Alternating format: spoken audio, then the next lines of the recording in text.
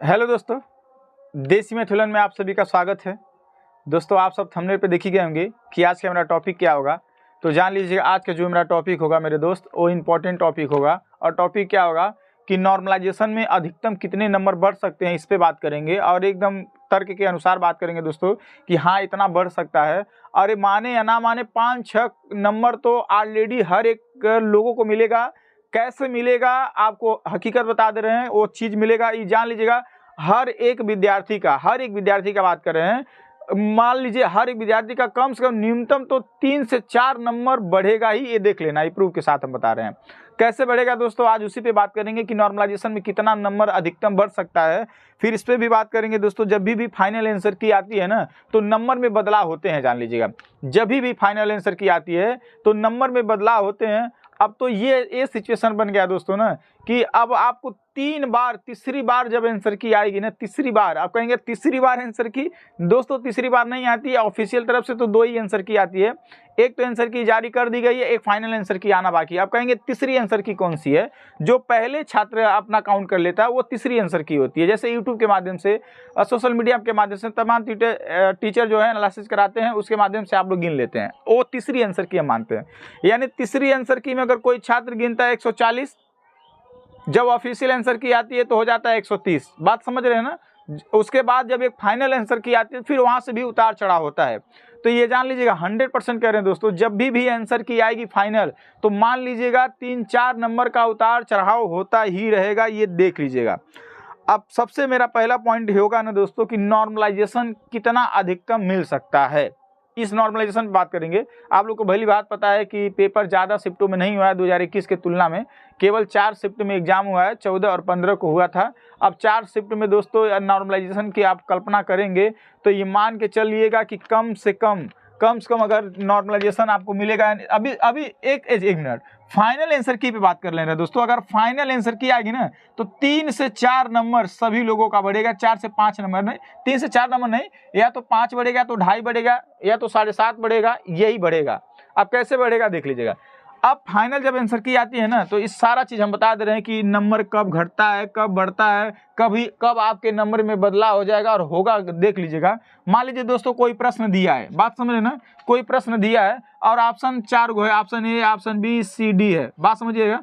अब आप सी को गोला किए हैं, बात समझिएगा। आप सी को गोला किए हैं और भर्ती बोर्ड क्या किए है, आप सी को आंसर दे दिए, बात समझिए। कब नंबर बढ़ जाएगा और कब नंबर घट जाएगा।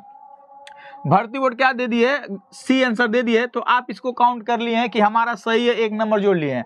जब मान लीजिए फाइनल आंसर की आएगी, अगर इस क्वेश्चन में दगदग रहेगा, वो हो सकता है जब बी मान लेगी ना तब आपका क्या हो जाएगा, घट जाएगा। यानी आप उसे जोड़े रहेंगे, इस कंडीशन में आपका घट जाता है। बाकी मान लीजिए कोई सी न मार के बी मार दिया होता है तो उस कंडीशन में उसका बढ़ जाता है। ये बात मान लीजिए दोस्तों, नंबर में उतार चढ़ाव अभी होगा, देख लीजिएगा।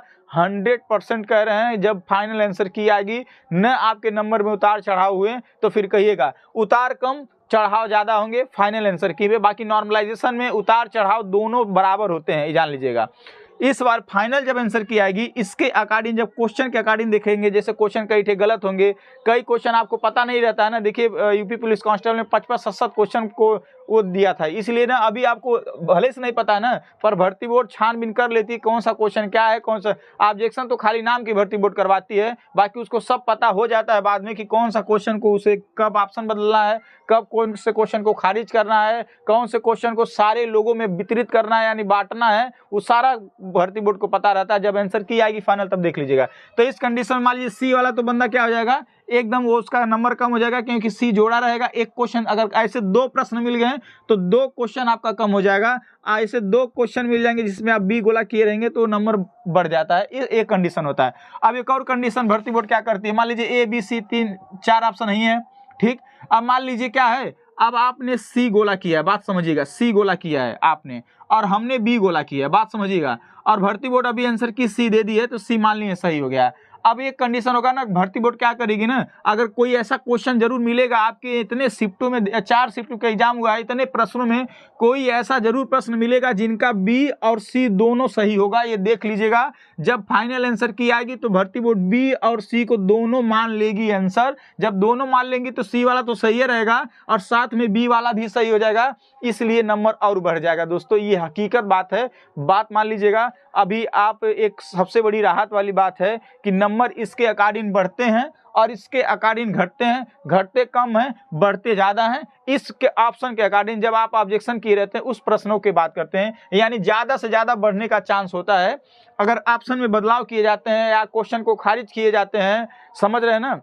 अब मान लीजिए ऐसे बहुत सारे क्वेश्चन होंगे, ए बी सी डी है, मान लीजिए ऐसे बहुत सारे क्वेश्चन है, इसमें आंसर ऑप्शन में नहीं है। अब मान लीजिए हम सी गोला किए हैं, बात समझिए, सी गोला किए हैं और भर्ती बोर्ड बी को मान के चल रहा है और बाद में जब आंसर की आया तो पता चला इन चारों ऑप्शन में से कोई ऑप्शन मैचिंग नहीं है, तो फिर क्या करेगा भर्ती बोर्ड, फिर इस क्वेश्चन को सभी लोगों को नंबर दे देगा। तो इस कंडीशन में भी नंबर क्या हो जाता है दोस्तों, बढ़ जाता है। ये होता है नंबर बढ़ने का और घटने का चांस। देख लीजिएगा फाइनल आंसर की मेरे दोस्त आएगी तो आपके नंबर में बदलाव देखने के जरूर मिलेंगे। अब रही बात नॉर्मलाइजेशन में किस शिफ्ट को ज़्यादा मिलेगा, किस शिफ्ट को कम मिलेगा, तो आपको पता है 14 तारीख को एग्जाम हुआ था, 15 तारीख को फर्स्ट और सेकेंड इसका भी था, फर्स्ट और सेकेंड इसका भी, इन पालियों में 4 पालियों में एग्जाम हुआ है। अब सवाल है कि किसका ज़्यादा नंबर नॉर्मलाइजेशन में मिलेगा।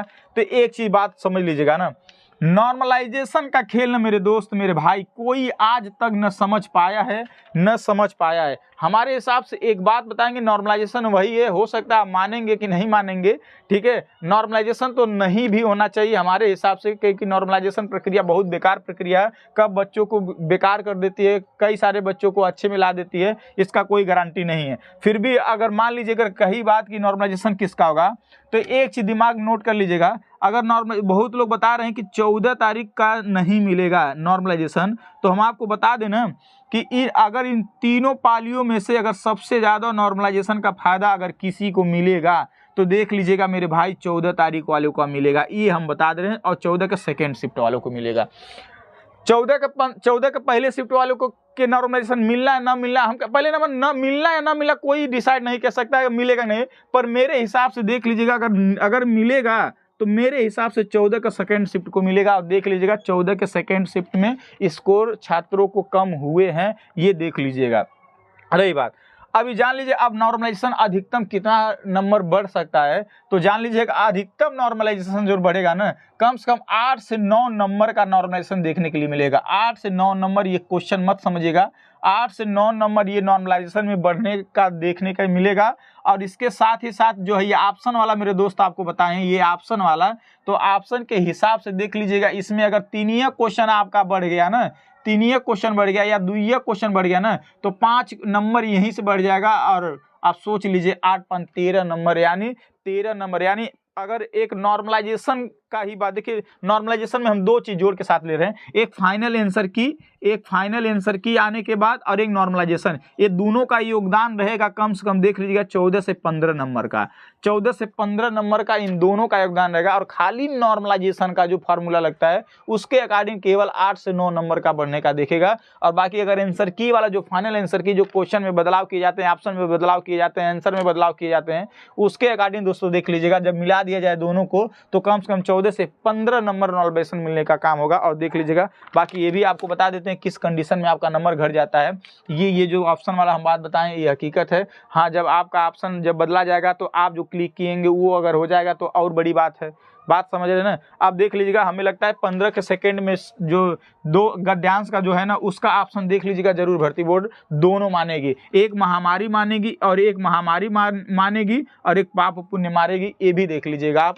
ऐसे बहुत सारे क्वेश्चन मिलेंगे आपके सामने इस वाले भर्ती में। मान के चलिएगा कम से कम हर एक शिफ्ट में 4 से 5 प्रश्नों पे बदलाव होंगे देखने के लिए मिलेंगे, हर शिफ्ट में 4 से 5 प्रश्नों में के ऑप्शन में बदलाव मिलेंगे, ये आप देख लीजिएगा 100% कह रहे हैं दोस्तों। इसीलिए अभी अपना जो मार्क्स है उसे 100% मार्क्स न मान के चलिए जब तक फाइनल आंसर की नहीं आ जाता है, ठीक है।